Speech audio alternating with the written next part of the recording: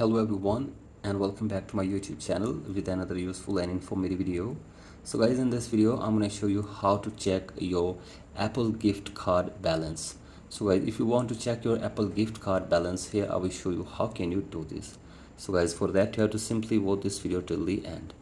So guys, first of all you have to simply open the Sport app, and from here you have to simply scroll it below, and from here scroll it again and go to your Apple account, and from here you have to simply go to the other Apple account topics, and from here you have to simply tap on clear Apple account balance and wait here for some seconds, and from here tap on check your gift card balance, and from here tap on see the balance of your card or gift card,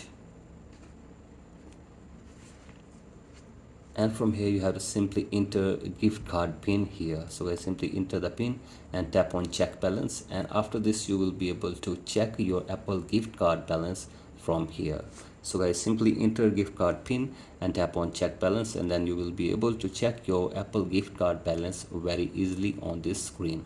So guys, in this way you can also check your Apple gift card balance. So guys, that's it for today's video. Hope this video helps you. Please like and subscribe to my YouTube channel as well. Thank you.